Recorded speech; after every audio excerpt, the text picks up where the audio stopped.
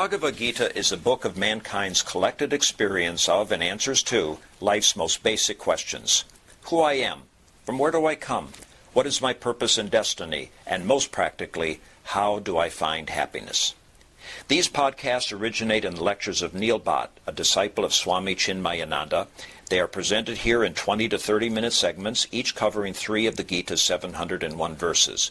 Welcome to Gita Wisdom for Daily Living. We have been discussing chapter 9, Rajavidya Rajaguhya Yoga, Yoga for all secret and royal knowledge. We are coming to the concluding verses. So we are halfway in Bhagavad Gita.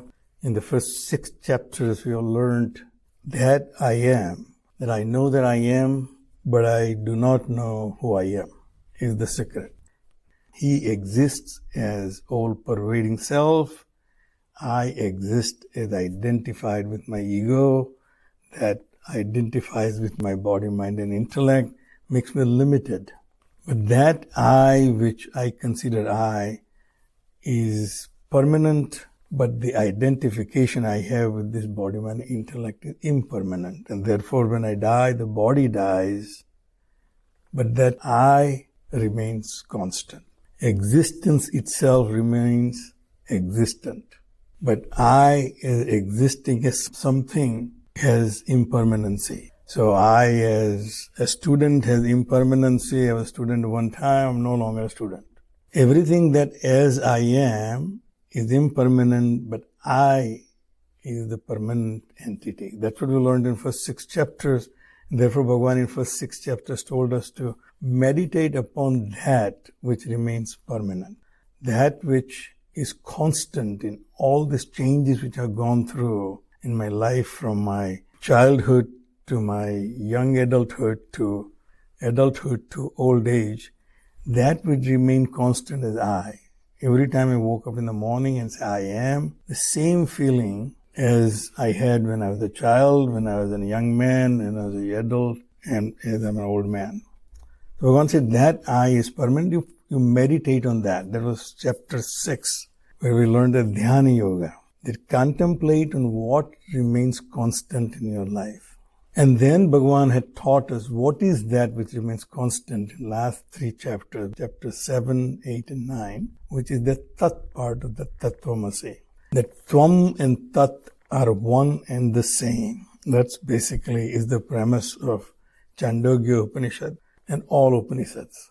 That which I'm seeking is the permanent self and the impermanent self are both one and the same. So in chapter 7 onward, Bhagavan taught us that self, which is all-pervading, is manifesting as many in this world through Maya, through the power of projection, superimposition. Then Maya creates this Prakriti, and I'm bound by this Prakriti as long as I identify with it. So this body, this mind, this intellect are product of Prakriti, and as long as I identify with them, I'll be bound by the Prakriti. But if I transcend these limitations and identify with the self, then I'll be free. So that's the simple premise. And that is the quest in life, to transcend this identification and identify with the Supreme Self.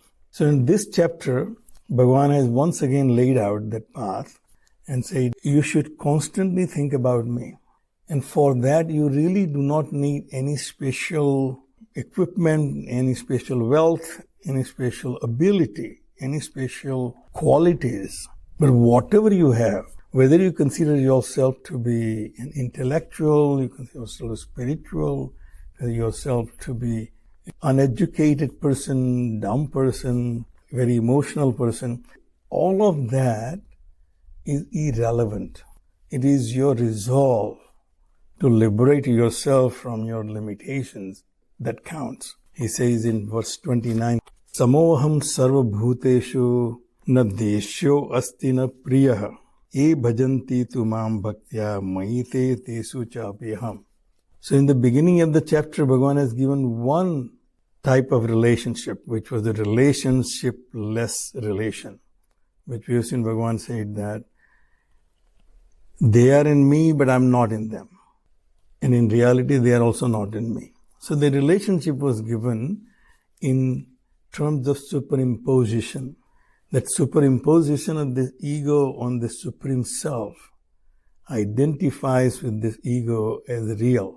And the classical analogy we discussed is that of a snake and a rope. From the perspective of a rope, the rope is not in the snake, but snake is in the rope. Because without rope, the snake does not exist. So therefore, the rope says, I'm not in snake, but snake is in me. And then he says, well, snake is not in me, because there was never a snake. It's just my ignorance which created the snake. Same with the ego really has no existence of its own. It is superimposition on the Supreme Self as limitations, this conditioning created by body, mind, and intellect, which created this ego as individual being. Therefore, Bhagavan said, these individual beings, I'm not in them, but they are in me. The superimposition on the self by these limited beings, you and I and he and she and her. Then he said, they are also not in me. In other words, they don't have separate existence other than my own existence as the supreme existence, which is ever existing, all pervading, and omniscient. And now he says, the samaham sarva bhuteshu, I am same in all beings, na deshyo asti, na priya. No one is dear to me and no one I hate. They're all same to me. In other words, there is no real distinction between one manifestation to another.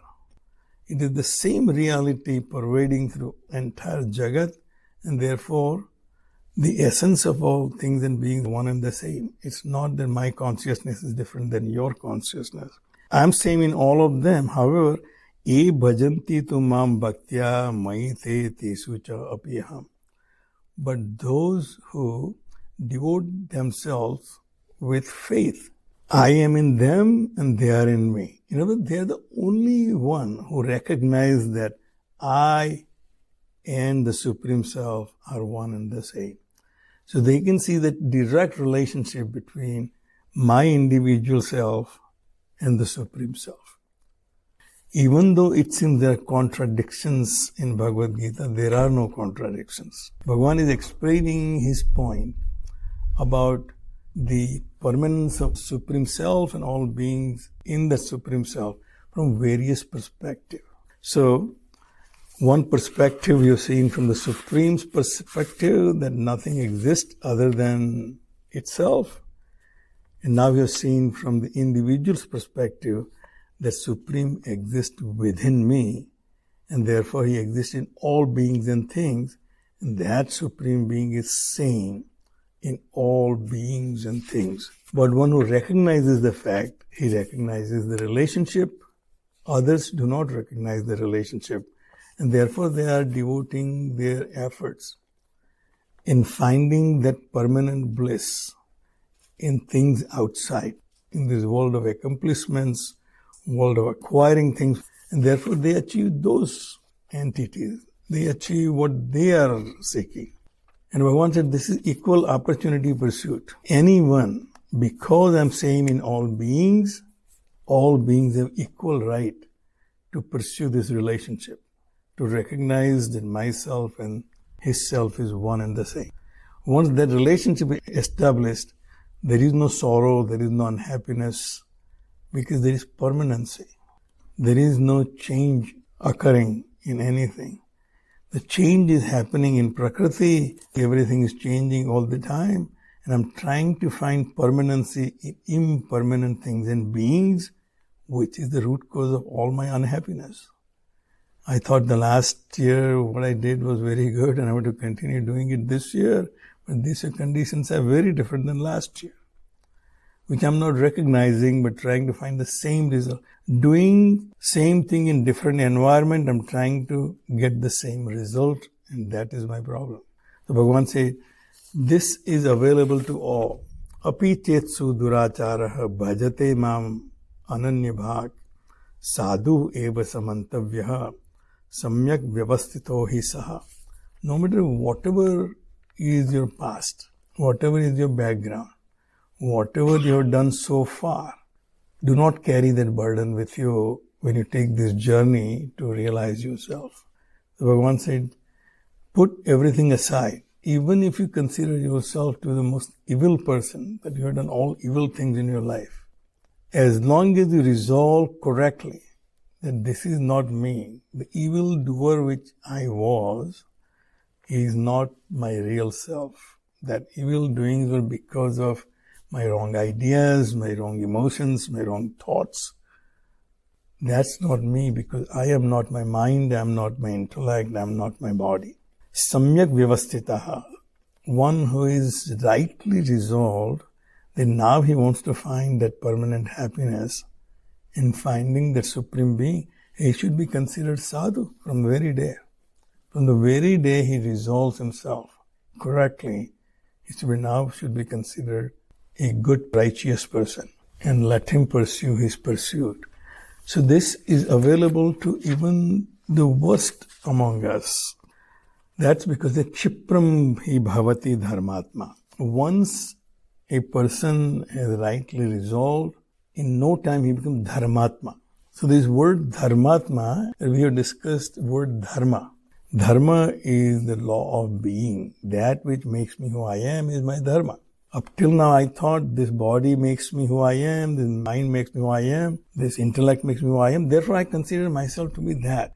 But when I have resolved that that's not me and that's not giving me happiness, I want to find out my own self. My dharma is now that Supreme Self, that which is functioning through me, enabling me to do good and evil. And when I identify with that, that's become the Dharma Atma. Now I have identified with my real self and not the superimposed self. So Kshipram hi bhavati dharmatma. He becomes identified with that Supreme Self. Saswat santim nigacchati, and he finds that eternal peace. Once I figured out that my grandfather left $1 billion in my trust account, which I did not know so far. Once I connect with that $1 billion, I am at peace because I don't have to go to work tomorrow. Once I realize that I am infinite, everlasting, all-pervading, there is nothing but bliss because there is nothing to worry about, no one to compete with. Kaunteya prati janihi name bhakta pranasati. Bhagavan gives assurance that, oh Arjuna, O son of Kunti, know for sure that none of my devotees, from no matter what background they come from, they will never fail. They will never be disappointed in this pursuit. They will achieve their goal. So, Bhagavan said, Mamhi partha vyapasityaha yah apishyuhu papayonayah. Striyo vaishya tatha shudraha te api yanti param gatim. I've heard people in this class saying we should remove this verse from Bhagavad Gita because it is demeaning women, Vaishya and Shudra. And we obviously know that Bhagavan's theme right from the beginning is of equality. And we just learned in verse 29 that Samoham Sarva Bhuteshu. I'm same in all being. So the theme cannot change abruptly and say that these people are lower, these people are higher. All throughout Bhagavan said the Sthita Prajna is one who sees everything in equanimity, everything in same, whether it is pleasure or pain, heat or cold, whatever that, he sees that with equanimity. So when it comes to beings also, Bhagavan cannot see in any other way but in that equanimity. But he points out the disadvantages people may have, and therefore they consider themselves to be ineligible for this permanent happiness. We have seen the one who has done some evil doings. In the previous verses, even the evildoers have the same opportunity to pursue this path of attaining eternal happiness. Now he says there is a segment of society which is disadvantaged, not because of the social injustice or that because they were not given the appropriate opportunities or because they were denied the opportunity, but their own disabilities. but their own shortcomings, that they are not able to pursue this. They consider themselves that we don't have the right equipment to pursue this. Papa yonayaha. Once again, we have to go back and remember what we discussed in Bhagavad Gita as Papa. Papa is nothing but agitations in my mind. So if I am born in the environment which creates agitation in my mind, then I consider that to be a Papa Yoni. That's the environment I'm born which creates agitations in my mind. Anything which creates negative impressions on my mind is Papa. Anything which creates positive impression on my mind is Punya. That which gives me tranquility of mind is Punya. That which gives me agitation is Papa. Bhagavan points out three segments of society which may have the disability of calming the mind down easily. So first he says, Striyaha, women. It implies that women are more emotional and they may be more prone to agitations. And therefore, if you have those qualities, that you get agitated easily, then you consider yourself to be a disadvantage, that I can calm my mind down and I'm agitated. Or Vaishya, I'm constantly pursuing profits. I'm constantly seeing what is in it for me. So why should I come to Gita class? If there's a benefit, then it's okay. If there's no benefit, there's no real reason for me to do that. If that's my attitude, then I'm a Vaishya. Then I'm basically a businessman, a trader. Is only doing things because I want to get something out of it. And Shudraha, I'm not motivated to do anything. Then I have these tamasic tendencies. In previous chapters, Bhagavan had said, Chaturvarnam maya srushta guna karma vibhaga saha, that I have created these four types of people in this world according to their qualities and their actions. See, if my actions made me overly emotional, then Swamiji points out it's a feminine quality. Or women are more likely to have these emotional tendencies. Or Vaishyas who are traders, business people. Or Shudra who are the service class. We all fall into these four categories. Sometimes we are too emotional. Most of the time we are looking for profits, and most of the time we are not motivated to do anything great. But once said, even if you have that disability inherently in you, in your personality, you still have equal right.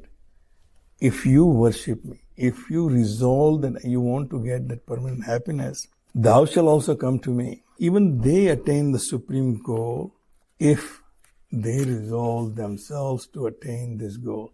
So no disability, no disadvantage is the reason for you not to pursue this path, is basically the purpose of this verse here. Whether you're an evildoer, emotional person, constantly looking for profit, or not motivated, you have equal right to pursue this path as long as you understood where your happiness lies. The next verse says, Kim punar brahmanaha punyaha bhakta rajasyatata.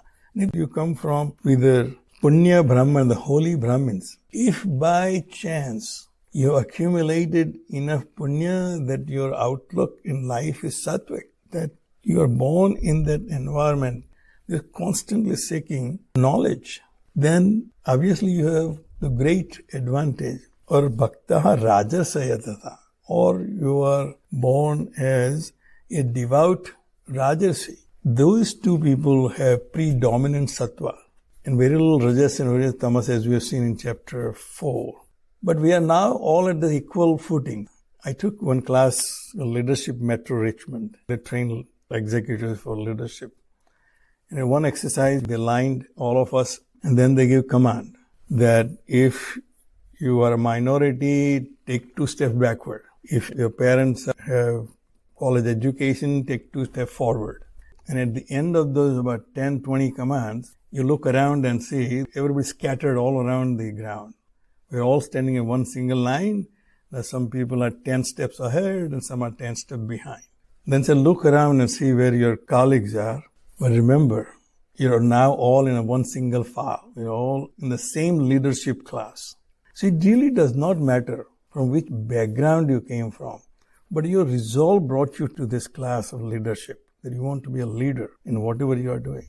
Bhagavan says the same thing, no matter what background you came from, what disability you have, what disadvantage you have, let not that deter you from achieving this goal of permanent happiness. So in the last verse, he basically concludes and says how one can attain that. And he says, Manmana bhava mad bhaktaha madhyaji mam namaskaro mama eva eshyasi yuktva evam atmanam mat parayanaha. He concludes saying what he has said before. Fix your mind onto me. Anytime your mind is running away on other things, remember me, I am the Supreme Self.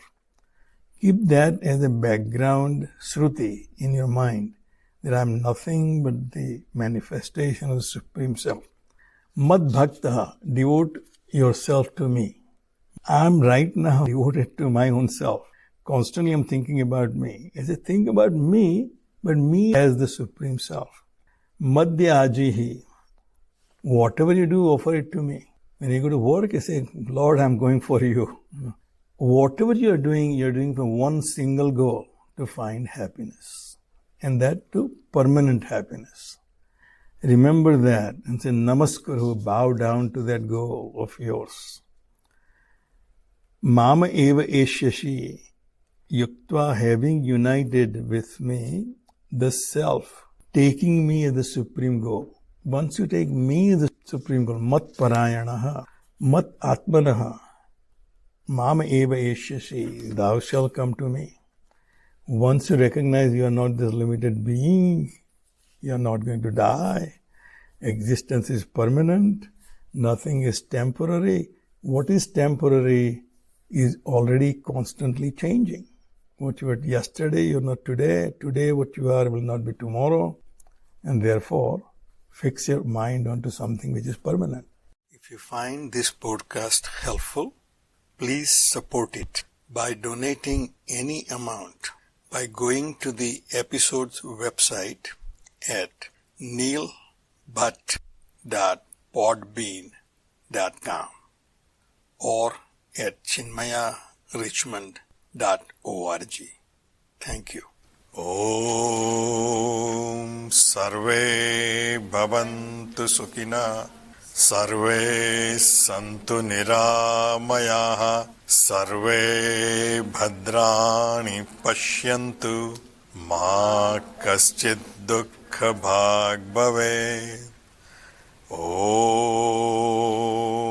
Shanti Shanti Shanti.